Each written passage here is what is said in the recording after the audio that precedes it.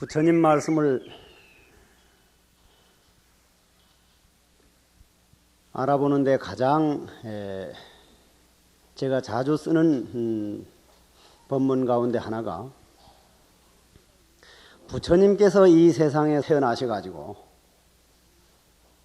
흔히 세상에서 말하는 도를 통했다. 도를 통했다는 건 다시 말해서 우주 대자연이 진리를 깨달았다는 얘기인데, 우주 대자연이 진리를 깨달았다는 얘기는 이 우주가 어떻게 생겼으며 인간은 어디서 왔으며 인간이 가장 근본 문제를 깨달았다고 이렇게 봐야 될 텐데, 그 인간의 근본 문제를 깨달은 분으로서 가장 하고 싶었던 말씀, 가장 하고 싶었던 그 말씀이 무엇인가를 살펴보면 불교의 핵심을 알기가 쉽습니다.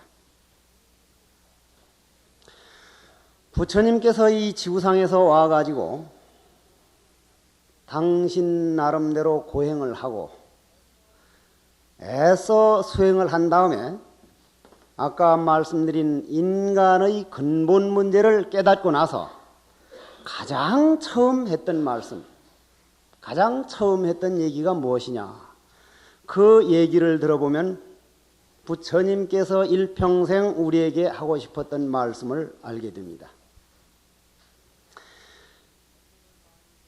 법문을 많이 들으신 분들은 다 아시겠지만 경전상으로는 사제법, 고집멸도를 가장 먼저 한 얘기로 되어 있습니다. 그러나 진리적인 우리가 수행하는 사람의 측면에서 보면 고집멸도 사제법은 팔정도를 설하기 위한 서론이었다.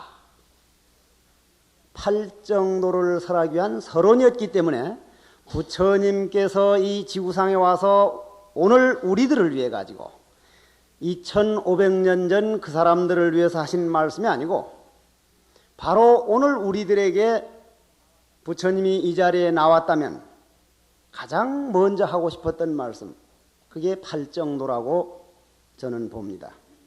팔정도에서도 가장 요긴한 대목이 바로 보라, 바로 보라. 무엇을 바로 보라 했느냐? 정기현입니다. 바로 보라는 내용 하나만 바로 안다면 부처님께서 이 지구상에 와가지고 우리들에게 하고 싶었던 간절한 얘기는 누구나 다 알 수가 있습니다.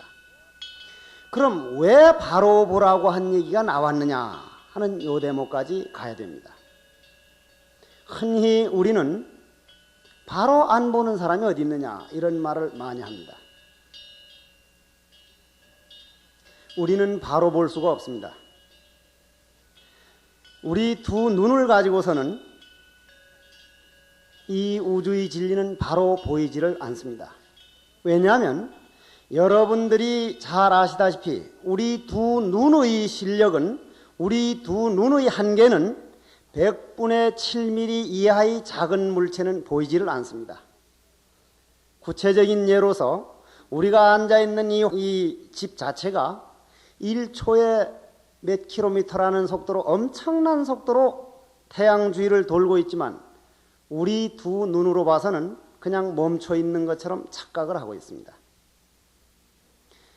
움직이는 것은 움직이지 않는 걸로 보고 안 움직이는 것은 움직이는 걸로 잘못 보고 있기 때문에 부처님은 바로 보라, 이 말씀을 평생을 두고 강조를 하셨습니다.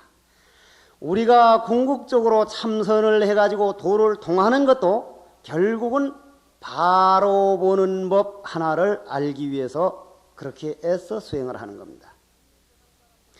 흔히 세상 사람들은 이 차관을 여기서 있다가 이까지 갔다, 현대 물리학자들은 이 차관이 여기 있다 이까지 움직여졌다고 가르치고 있습니다. 그러나 부처님이 바로 보라고 하는 그 차원에서 볼 때는 이 차관은 10년이든 100년이든 놔둬도 그냥 여기에 있다. 이건 움직일 줄 모른다. 반드시 어떠한 에너지가 가서 이렇게 에너지가 움직인 것이지 이 물체는 실질적으로 움직인 게 아니다. 다시 말해서 모든 눈에 보이는 모양이 있는 것은 눈에 보이지 않는 에너지 법칙에서 움직임을 당한 것이지 이 자체는 움직이는 게 아니다. 지구가 돌아가는 것도 우리 가정살이 돌아가는 것도 눈에 보이지 않은 그 무엇인가 힘에 의해서 움직이고 있다. 그 눈에 보이지 않는 그 에너지, 불교에서는 마음이라고 합니다. 그것을 바로 보라고 49년 동안 그 말씀을 그렇게 강조를 하셨던 겁니다. 어떻게 바로 볼 것이냐, 왜 바로 보라는 얘기가 나왔느냐, 이 두 가지 측면을 가지고 오늘 법회를 해나가겠습니다. 제가 송광사에서 외국 스님들하고 참선을 같이 할 때입니다. 얼마나 이론을 많이 따지는지 제가 외국 스님들 참선을 가르쳐보고 한국 땅에 태어나게 해준 내 자신에 대해서 대단히 보람을 가진 일이 있습니다. 특히 저쪽 유럽 쪽으로 나가보니까 얼마나 이론적으로 많이 따지는지 오늘 여기서 법회를 듣는 분도 머리 두뇌와 이론으로 따져선 결국 바로 보는 법 쪽으로는 갈 수가 없습니다. 이론을 떠나가지고 다시 백지 상태로 돌아갈 때라야만 바로는 보이는 겁니다. 하도 이론적으로 따지길래 미국, 영국, 스위스, 프랑스, 서동, 뉴질랜드, 캐나다 한 7개국 스님들이 모여서 참선을 하다가 너무 이론을 따지길래 하루는 이러한 시계를 하나 떡 들고 보이느냐? Can you see this? Yes, I can see it. By what? My eye. 보이느냐? 예, 보입니다. 이것은 제가 드리는 말씀이 아니고 부처님께서 경전에 다 해놓은 말씀입니다. 보이느냐? 예, 보입니다. 무엇으로 보느냐? 눈으로 봅니다. 눈이 어디에 있느냐? 이마에 있습니다. 불 탁 꺼두고 깜깜한데 보이느냐? No, I cannot see. 안 보입니다. 눈 어디에 있느냐? 눈 이마에 그냥 있습니다. 눈이 이마에 있다면 보여야 할 거 아니냐? 광명이라고 하는 우리 마음세계, 불빛이라고 하는 태양계든 뭐든 일단 광명이라고 하는 빛이 없으면 눈은 있으나 마나한 것이다. 결국 봉사다. 결국 보도록 만드는 매개체는 광명이다. 그렇게 나아갈 때 우리 마음 안에 광명이 존재하지 않을 때 두 눈을 가지고 바로 본다는 것은 그거는 자기 착각이다. 이게 부처님 보는 세계관입니다. 세계관 차이가 다릅니다. 그래 그 사람들 보고 너희들 그 두 눈을 가지고 볼 텐데는 이 책상은 책상으로밖에 안 보인다. 그러나 눈에 보이지 않는 마음의 세계에서 볼 때 이 책상은 책상이 아니다. 나무 분자와 분자끼리 서로 잡아당기면서 집착과 애착에 의해서 이 모양, 상이 존재하는 것뿐이다. 이렇게 보는 관점이 다르다. 우리가 살아가는 가정을 보더라도 남편을 보든 부인을 보든 아들, 딸을 볼 때 두 눈을 가지고서 볼 때는 두 눈이라고 하는 존재는 좋은 것만 자기 마음에 맞는 것만 찾기 때문에 항상 불만과 오해가 따를 수밖에 없다. 그러나 부처님께서 말씀하시는 마음의 세계에서 볼 때는 세계가 달리 보입니다. 가정이 달리 보입니다. 오늘 이 법문이 끝난 다음에 보는 관점이 달라지고 보는 방법이 달라지는 법회가 되었으면 하는 바람에서 이 법회를 진행해 나가겠습니다. 그러면 부처님께서는 왜 처음부터 바로 보라고 하는 말씀이 나오게 됐느냐? 이 말씀을 잠깐 짚고 넘어가겠습니다. 부처님께서는 태어나시기는 카필라라고 하는 데서 태어나셨지만은 도를 통한 곳은 부타가야라는 곳입니다. 부타가야라고 하는 곳에서 딱 도를 통해 가지고 제일 먼저 누구에게 마음으로 보는 법, 바로 보는 법을 전할까 하고 찾아간 것이 오비구라고 해서 5 스님, 부처님께서 왕궁에서 출가를 할 때 부처님 아버지 되는 정반왕께서 심부름하려고 딸려보낸 궁중에서 보낸 5사람이 머리를 깎고 같이 스님 생활을 했었는데 그 사람들에게 가장 먼저 마음으로 보는 법을 전하러 갔습니다. 가장 먼저. 딱 전하러 가니까 5 그 스님이 부처님을 몰라봤습니다. 흔히 이 세상의 불교를 조금 안다고 하는 분들도 부처님을 알아보고 절을 했다 이러지만은 지금 제가 보는 입장에서는 그 당시 만일 5 스님이 처음 부처님 만났던 5 스님이 부처님이 어떠한 분이라는 것을 확실히 알았다면은 불교 역사는 달라졌을 겁니다. 전혀 달라졌을 겁니다. 부처님께서 5 스님을 제도하러 갔을 때 5 스님은 모양 없는 부처님을 본 게 아니라 부처님께서 수행을 많이 하고 복을 많이 쌓아가지고 그 복이 얼굴에 나타나고 그 위엄이 얼굴에 나타난 위엄을 보고 절을 했지 부처님이라고 한 참성품을 보고 절을 하지 못했기 때문에 부처님은 바로 보라 하는 말씀이 나오게 된 겁니다. 부처님은 얼굴 모양을 보신 분이 아닙니다. 우리들을 볼 때 귀신도 그렇습니다. 귀신도. 우리 조상들이 죽어가지고 귀신이 돼가지고 우리를 볼 때 얼굴 모양을 보는 게 아니라 우리 마음에 무슨 생각을 하는가 마음을 보지 얼굴 모양은 보이질 않습니다. 그래서 전설 따라 삼천리 같은 데 보면은 문소리도 없이 우수수 나타났던 것이었다 하고 얘기를 하는 게 문소리도 안 나게 그냥 들어온 게 아니라 귀신이 눈에는 문이 보이질 않습니다. 벽이 보이지를 않습니다. 그냥 뚫려 있는 걸로 보이기 때문에 소리 없이 나타난 게 아니라 그냥 나타납니다. 그냥. 실예를 들자면 지금 이 자리에 텔레비전을 켜놓고 탁 텔레비전을 키면은 거기에 누가 나오는데 전파는 벽에 지장을 받지 않습니다.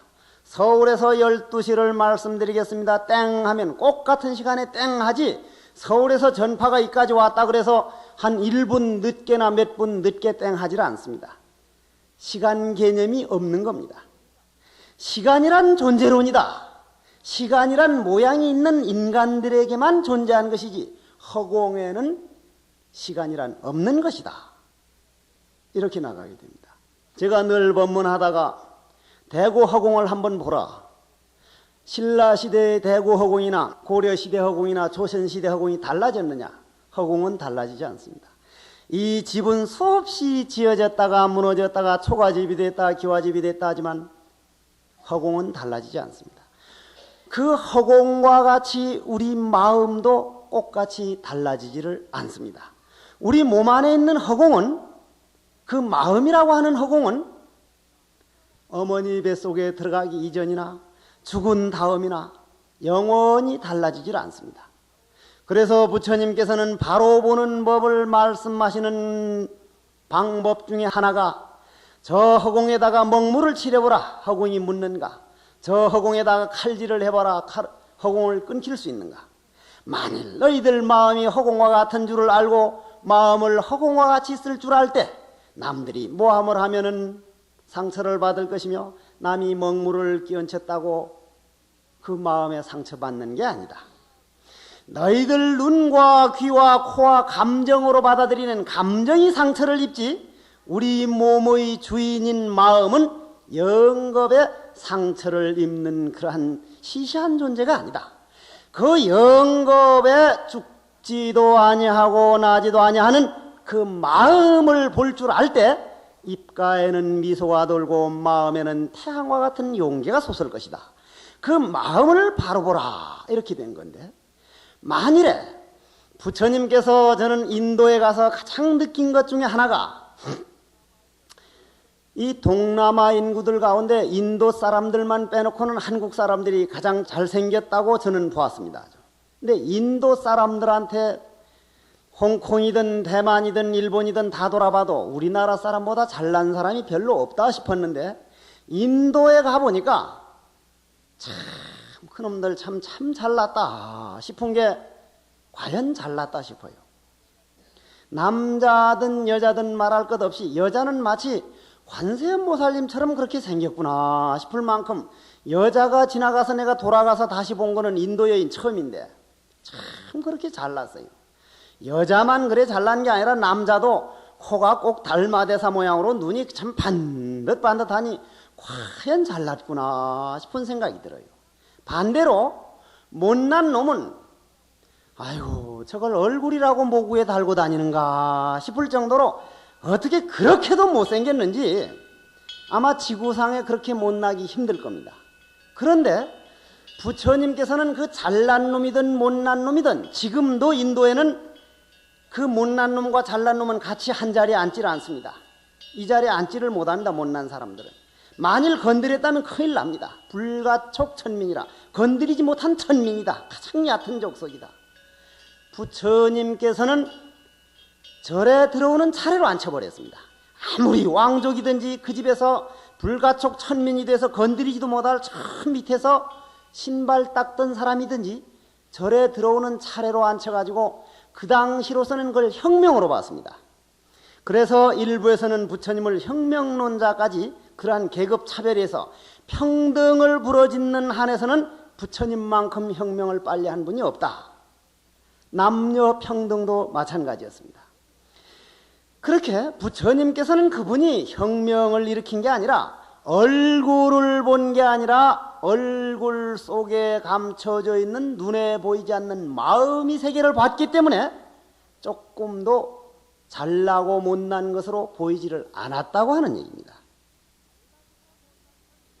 잘난 사람 못난 사람이 꼭 같이 볼 수 있을 때 평등이 되지, 잘난 사람과 못난 사람이 차이점을 느낄 땐 어디엔가 평등을 못 느끼게 됩니다. 여러분들도 마찬가지로 집에 가가지고 아들, 딸 관계든지 부모, 형제 관계든지 마음이 세계가 봐가지고 그 어머니 속에 있는 시어머니 속에 있는 마음과 며느리 속에 있는 마음이 너와 내가 아닌 하나로 보는 법을 알 때 모든 갈등은 없어지게 됩니다. 오늘 그 방법론을 충분히 듣고 가셔야 합니다.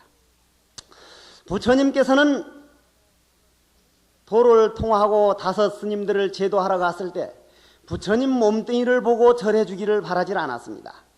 부처님께서 깨달은 우주의 진리, 그 진리를 우리는 부처님이라 그러는데, 예를 들자면 저기 꽃이 피어 있습니다. 저 꽃은 자기 마음대로 피지를 못합니다. 자기 마음대로 필 수가 없습니다. 봄에 따뜻한 기운이 와서 피우도록 조건이 되면, 충분 조건이 되면 꽃은 피고 싶든 안 피고 싶든 그냥 피게 됩니다. 가을이 돼서 본인은 절대 지고 싶지 않지만은 찬 기운이 와서 주위 기운이 떨어지도록 만들면 떨어지게 됩니다. 즉 우주 대자연의 법칙에 의해서 꽃이 피고 우주 대자연의 법칙에 의해서 꽃이 지는 것이지, 지 혼자 피고 싶어서 피고 지고 싶어서 지는 게 아닙니다. 인간 인생 또한 마찬가지로 태어나고 싶어서 태어나는 게 아니고 죽고 싶어서 죽는 게 아니라 우주 대자연 법칙이라고 하는 공기를 들이마시고 공기를 내쉬어서 우주 대자연과 하나가 되는 노력을 하다가 그 인연이 끝나면 죽어가는 겁니다. 이러한 실상을 바로 보게 되면 죽음과 삶과 자기 앞에 있는 부인을 보는 눈이나 남편을 보는 눈이나 아들, 딸 보는 눈이 달라져야만 합니다. 달라지는 방법론을 바로 보라, 이렇게까지 강조하셨던 거예요. 그러나 다섯 스님은 부처님을 바로 본 게 아니라 부처님 얼굴에는 그 수행한 그 뭡니까? 그 기운이 나왔습니다. 링컨 대통령이 인생 40이면 자기 얼굴에 책임져야 된다 하듯이 40살 동안 뭔가 자기가 외길을 가면 얼굴에 나타납니다. 부처님은 평생을 그렇게 수행을 했기 때문에 얼굴이 항상 인자하고 편안한 그러한 기운이 감돌았다고 합니다. 그러한 위엄과 그러한 자비에다 대고 절을 했지, 즉 우상에다 대고 절을 했지 실상을 보지 못했기 때문에 부처님은 가장 고민을 했다고 합니다. 다섯 스님들이 절을 그렇게 열심히 했지만 그 절하는 것이 고마운 게 아니라 어떻게 하면 실상을 보게 할 거냐? 흔히 우리 지구상에서도 우상을 보지 말라고 하는 사람들이 들어 있습니다. 우상을 보지 말라. 우상에다 대고 절을 하지 말라. 우상과 실상에 대해서 우리 잠깐 짚고 넘어갑시다. 우상과 실상에 대해서. 어떠한 것이 우상이고 어떠한 것이 실상이냐? 자, 한번 합장을 해 주십시오. 보화의 비진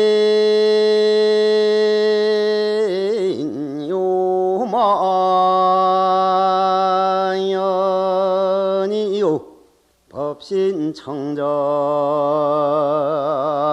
광모의 변 천강유소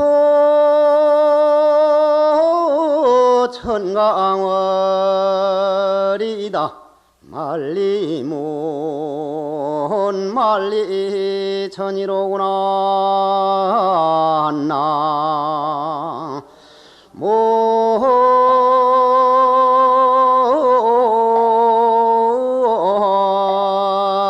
모임이 답을 포화비진 요망연이요 법신청정 광무변이다. 천강유소 천강월이요 말리문 말리천이로구나. 이게 우주대자연이 진리를 아주 잘 표현한 얘기입니다. 그래 부처님께서는 너희들이 내 모양을 보고 절을 할 때 만약 내 모양이 80년 90년 살다가 열반에 들어서 죽음에 이르러서 가버리고 나면 어디다 대고 절을 할 것이냐. 8, 90년만 상대로 하는 것은 그건 진리가 아니다. 죽고 나서도 영원히 마음 안에 남아있을 때 그게 진리다. 오늘 이 자리에서 우리가 법문한 이 내용과 이 자리를 10년 후에 우리가 볼 수 있다고 생각합니까? 10년 후에 아니면 100년 후에. 흔히 이 세상 사람들 볼 수 없다고 믿는데 저는 볼 수 있다고 믿습니다. 왜냐?